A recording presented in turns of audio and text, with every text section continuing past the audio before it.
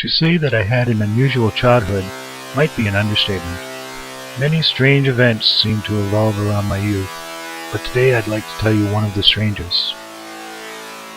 Beyond our house, set on the outskirts of our little fishing town, was an old barn. The house to it was long gone, but the barn still stood for as long as my young memory could remember. It was in decline, unkept, and was one of the oldest buildings in the town. No one cared for it, as the old woman who owned it had died well before I was born, and her children and grandchildren lived far away in another part of Canada. I remember I got a telescope for my birthday one year, and had set it up by my bedroom window, more for watching the neighbors' farmers' daughters than for stargazing.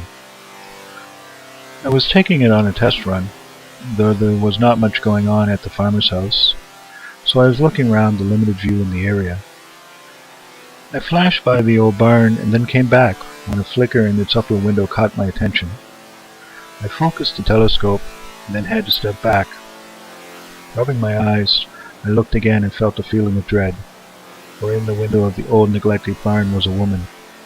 She was ancient and rocked back and forth behind the dirty glass. I couldn't pull my view away, and my busy mind wondered what to do about this surprising discovery. I knew if I told anyone, they'd think I was crazy. Well, crazier than I was.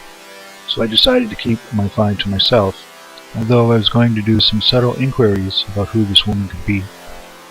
The next morning I asked my grandmother about the barn and who had owned it. She told me that a woman had, and that she had died a long time ago in a fire that took the house. That night I returned to my window, thinking that perhaps the events of the night before were merely images from my wild imagination, that even at that early age knew no bounds. But there she was again, still rocking, but I felt less dread. She seemed to be sad, lonely, rocking back and forth, looking out the window into the distance. I watched her some more, thinking she might look my way, but her gaze never left the point she had chosen to stare at. Time went by and I got used to seeing the ancient woman rocking in the window every night, but my mind turned to other things, as a child's mind does, and I seemed to have forgot her after a time. A few years later, in my early teens, some friends and I were playing in the back of my house near the barn, and one of them got the idea they wanted to check it out. I didn't like the idea, but my friends were persistent. Generally it had been locked up tight, so I figured they would feel like getting in. But my friends were more creative than I had thought, and managed to pry open the back door enough so we could squeeze inside. The images of the old woman rocking in the chair flooded back to my mind. I wondered if she would appear to us as we wandered the lower part of the barn. As we looked around, I could feel a presence, although she never appeared to us. We found an old chest sitting in the middle of the floor, and we opened it to find it full of old woman's clothing.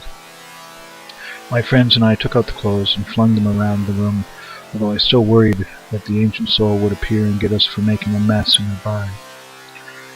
Soon, though, we got bored of playing in the barn and we left it in a mess, and again forgot about it, off to play other games and explore other parts of the land behind my house.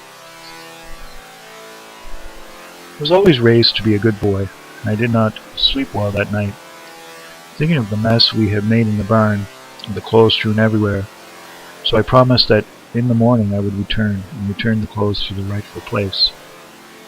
When I got to the barn and got inside the same way we had got in, I was shocked. There stood this chest, but the clothes were gone. Hesitantly, I walked over to the chest and opened it. Inside were the clothes, folded neatly as if they'd never been touched, since they were laid in there so many years ago. I left quickly after that, and I never went back. I never let my friends convince me to play there again. Time passed again, and I remember coming home one day late, night had already fallen, to see flames coming from the old barn that still stood there behind my house. I found out later that the fire marshal had declared it a fire hazard, and for it to be burned to the ground. The fire truck and crew kept the blaze under control, but as I looked up from my backyard I could see the woman. She still rocked behind the window, still looked off to that distant point, but now she seemed to be smiling. I never knew why she finally smiled after all the times I'd seen her sad, but maybe she was glad to see her grandson, who had come to oversee the destruction of the barn, and the sale of the land. Maybe she was just lonely, or maybe she was just finally glad to be finally free of this mortal coil. I never saw her again. Of course, nothing was left of the barn, though I did hear that the grandson had taken a few things back home with him. Maybe he had taken a chair. Maybe it still rocked late at night when she sat there smiling, glad to be back with her family.